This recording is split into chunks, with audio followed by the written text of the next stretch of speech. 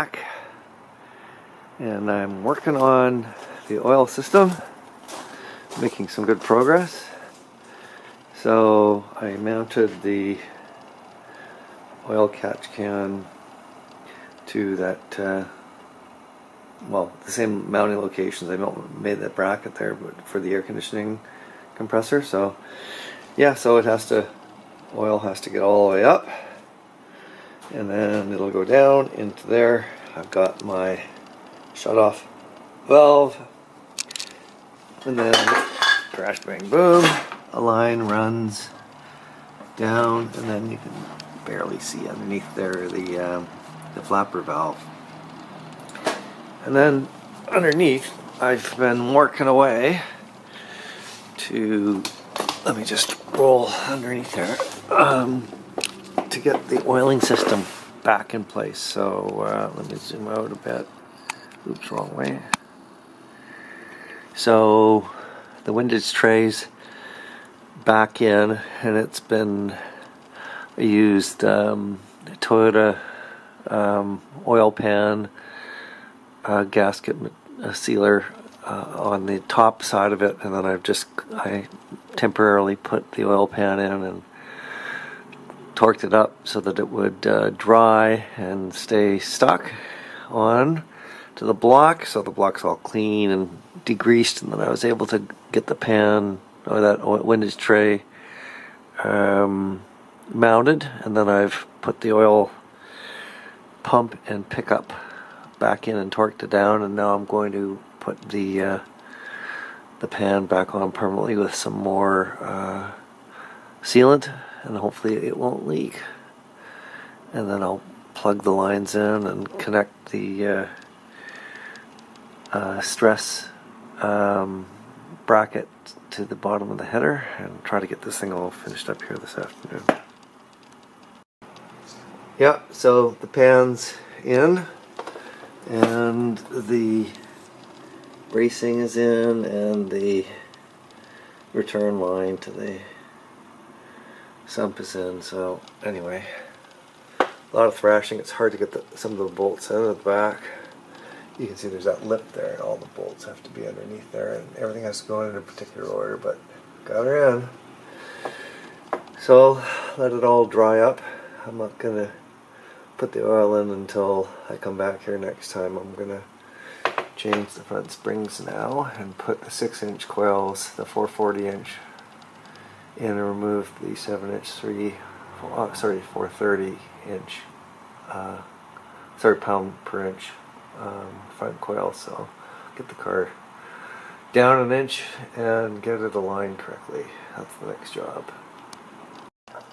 Well, with the new 440 fronts, I've got the coils down so they've got 3/4 of an inch gap all around now. So I've brought the rears down,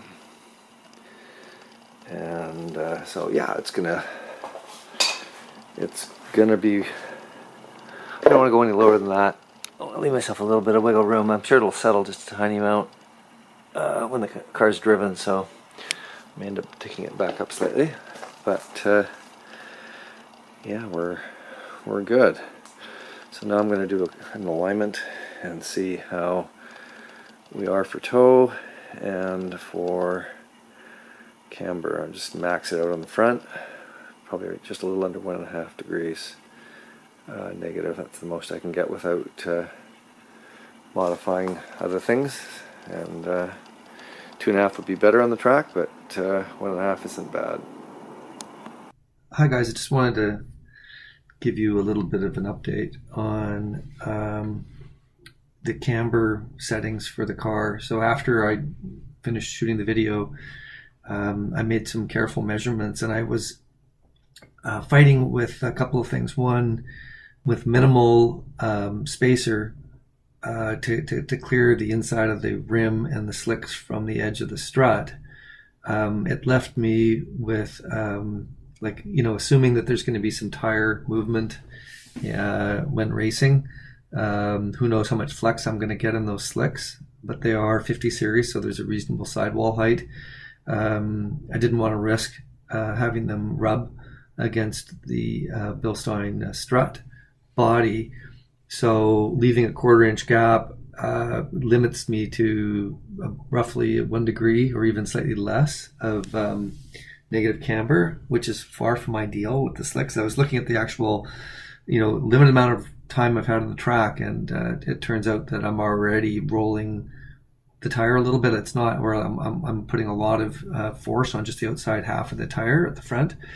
So I think I got to go to 2.5 degrees plus negative camber. So this is out of Poland. These guys are awesome. Silver Project, beautiful.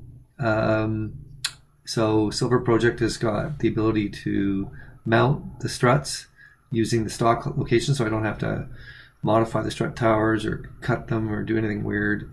Just bolt these things in and do camber and caster. I probably won't touch the caster, just the camber, but get me to my 2.5 to 3 degrees that I want, and not have to be crawling into the car and fiddling around with the the strut eccentric bolt that it's normally used this way. I can tap it back and forth with a mallet and get the camber adjusted dynamically from above, which is awesome. So really looking forward to these, and I know they'll be a little harsher because I don't have the rubber, but it's for track use only basically. And so there you go. Yeah, I'm just pumped about this, and they should be here early next week, and I'll show them to you in person when I get them.